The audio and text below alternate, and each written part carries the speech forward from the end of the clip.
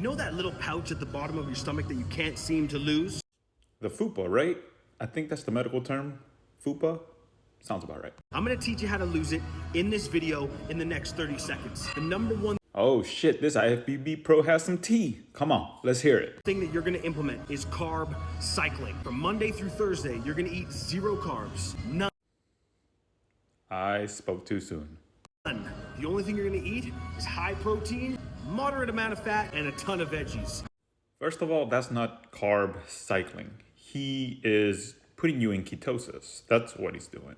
Then from Friday through to Sunday, you're gonna eat carbs like normal, and you're gonna have 2 cheat meals.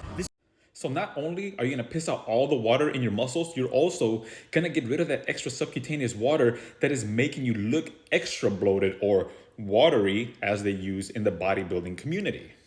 You're gonna make it so that for 4 days a week, your body experiences a net 0 insulin spike, meaning there's no insulin present in the body.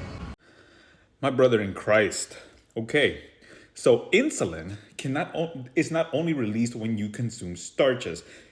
Vegetables are a form of carbohydrate. If you were to eat 2 pounds of broccoli, if you were to eat 300, 400 grams of sweet potato or russet potato, golden potato, you're gonna get an insulin spike because there are carbohydrates in vegetables. While yes, there's dietary fiber too, vegetables are carbohydrates.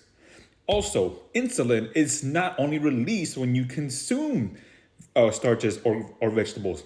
Stress releases insulin because blood sugar spikes if you're stressed or you're working out. And then here's our buddy insulin who comes in to bring that blood sugar back down. That's the job. It's not hard. Your fat cells, which usually bind with insulin, are gonna be unbound for those 4 days, and you're gonna have a much easier time oxidizing them and using them for energy. Unfortunately, insulin is used by every single cell because insulin allows, it's like a key.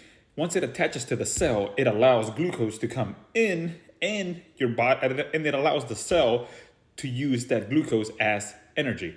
Also, insulin is the most anabolic and most fat storing hormone in the body. So post-workout, insulin is high, so you feed it a lot of good nutrition. That way that insulin takes that nutrition into all the cells, into all the muscles to start the repairing process, right? Now, if you're spiking your insulin in the middle of the night because you're eating a bag of Doritos, well, guess what? You're not anabolic. You're just gonna store that shit as fat. And the second thing that I want you to implement is intermittent fasting. You're gonna eat all of your food within an 8-hour eating window. And there is gonna be the secret to that losing the pouch. Because intermittent fasting, most of us will not be able to get all of our meals in an 8-hour window. There's nothing magical about intermittent fasting. There isn't. It's just gonna put you in a very narrow eating window where you're just so fucking full of meat and fat that you have no room to fit in 2,500 or 3,000 calories. Most fucking people can't. I probably can't. Actually, I can, but I hate myself afterwards. Anyway, that is the key to this whole fucking video. Not carb cycling, none of that bullshit. He's just talking out of his ass. You're gonna fast for 16 hours a day, and both of these things are gonna help create the best possible environment in your body for fat to be lost. So this is another appeal to authority fallacy, right? So this guy has a great physique. He's an IFBB pro, so he has 2 things going for him. One thing to remember, IFBB pros are enhanced. No questions asked. Now, does this guy have his nutrition on dial? Absolutely, because you cannot just shoot gear and have a great body. You have to train hard, eat well, and yes, you're gonna fucking look amazing. But this is not something he fucking implements because his body requires a large amount of calories to maintain its current size, right? So don't follow this advice. If what I just said makes sense to you, but you don't know how to implement it, or you don't know what your specific macros No, it absolutely doesn't make any sense now. should be, then comment the word pouch on this video right now, and I'll help. So if you really want to get rid of that pouch, think of it this way. You cannot spot reduce.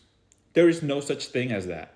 Where your body stores its fat is not your decision. That is a genetic predisposition. Where your body starts removing fat initially from weight loss It's a genetic predisposition. So wherever you store majority of your fat, you can probably bet your ass that that's the last place you're gonna lose it from. Don't follow stupid gimmicky advice like this dude just told you. You're welcome. You build a step-by-step strategy absolutely free. Yeah, he ain't about to give you shit for free. I'll see you on the inside.